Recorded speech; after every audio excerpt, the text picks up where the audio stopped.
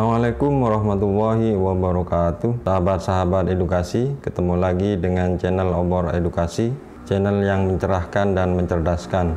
Bapak Ibu sekalian, pada kesempatan kali ini kita akan membahas masih di sekitar yaitu kurikulum prototipe 2022 yang sedang dicanangkan oleh Kemendikbud untuk diterapkan di sekolah-sekolah. Baiklah Bapak Ibu, pembahasan kali ini tentang apa kriteria sekolah jika ingin menerapkan kurikulum prototipe. Ikuti terus karena ini penting bagi kepala sekolah, guru, dan orang tua. Bapak Ibu sekalian, pertanyaan pertama yaitu apa kriteria sekolah jika ingin menerapkan kurikulum prototipe. Jadi sebenarnya kriterianya tidak ada, hanya satu, yaitu sekolah berniat menerapkan kurikulum prototipe untuk memperbaiki pembelajaran. Nah, ini berdasarkan pidato dari Kemendikbud di depan sidang Komisi 10 DPR RI. Kami akan melakukan learning recovery daripada adanya learning loss yang sangat gawat darurat ini. Kita tidak akan melakukan pemaksaan apapun dalam bentuk kurikulum. Kurikulum ini hanya akan diterapkan kepada sekolah yang mau dan siap untuk menerapkan kurikulum baru. Jadi sekolah tidak perlu khawatir kami menyerahkan seluruhnya keputusannya kepada sekolah untuk menerapkan kurikulum prototipe sebagai opsi. Jadi Bapak Ibu, itu jawaban Kemendikbud di depan sidang Komisi 10, di mana dinyatakan bahwa kurikulum prototipe ini hanya diterapkan untuk sekolah yang siap dan memiliki kemauan untuk menerapkan secara nyata konsep dari Merdeka Belajar dan profil pelajar Pancasila. Karena memang di dalam kurikulum prototipe ini sangat memberikan kemerdekaan belajar kepada guru untuk dapat mendesain pembelajaran hingga menerapkan tujuan pembelajarannya. Jadi tidak sulit untuk menerapkan kurikulum prototipe ini bagi sekolah-sekolah yang siap. Kemudian timbul pertanyaan lagi, kalau semudah itu mengapa tidak diwajibkan bagi semua sekolah? Ini juga dijawab oleh Kemendikbud bahwa jawabannya adalah bahwa kita sudah bertahun-tahun melihat bukan hanya di Indonesia, apapun yang dipaksakan probabilitasnya suksesnya akan rendah. Yang kita butuhkan adalah kemauan dari guru-guru dan kepala sekolah untuk berubah. Itulah faktor pentingnya, kata Nadiem Makarim. Jadi dari paparan tersebut itu Kemendikbud menginginkan mengapa tidak mewajibkan untuk semua sekolah. Alasannya bahwa Kemendikbud yakin sesuatu yang dipaksakan sangat kecil probabilitas kesuksesannya.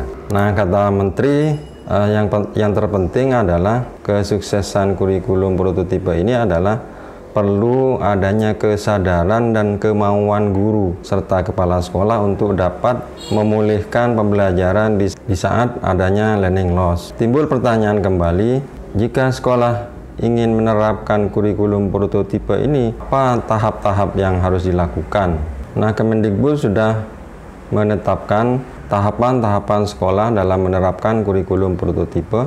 Yang pertama adalah bahwa kepala sekolah mempelajari materi yang disiapkan oleh Kementerian Pendidikan. Jadi, kepala sekolah yang ingin menerapkan kurikulum prototipe diminta untuk mempelajari materi yang disiapkan oleh Kemendikbud tentang konsep kurikulum prototipe. Harapannya dengan adanya kepala sekolah yang sudah mengetahui sebagai perwakilan dari kepala sekolah bisa nanti menerapkan secara utuh tentang konsep kurikulum prototipe ini.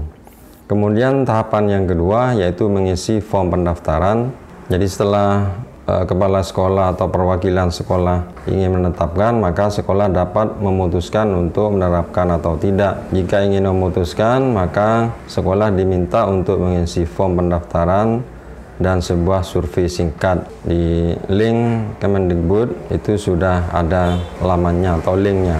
Jadi intinya tahapan sekolah dalam menerapkan kurikulum prototipe ini prosesnya adalah pendaftaran dan pendataan, bukan seleksi. Sehingga semua sekolah memiliki kesempatan yang sama untuk menerapkan kurikulum ini. Selanjutnya muncul juga pertanyaan, bukankah tingkat kesiapan sekolah satu dengan yang lain berbeda? Bagaimana dengan adanya kesenjangan mutu antar sekolah? Nanti tidak sama, sehingga tidak bisa disamaratakan.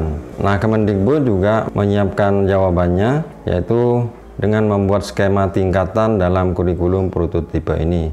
Ada 2 skema tingkat penerapan kurikulum bagi sekolah. Yang pertama, skema sekolah yang sudah terbiasa mengadaptasi, yaitu sekolah yang ini disarankan untuk mengadopsi kurikulum prototipe secara penuh. Selanjutnya akan diberikan penguatan dan rekognisi formal oleh Kemendikbud. Jadi sebenarnya sekolah ini sudah menerapkan substansi dari pembelajaran yang ingin didorong melalui kurikulum prototipe.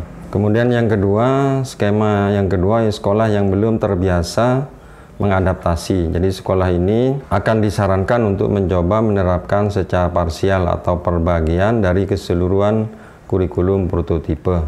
Jadi di tahun pertama sekolah mempelajari menerapkan beberapa komponen dari kurikulum prototipe sembari masih menggunakan kurikulum 2013.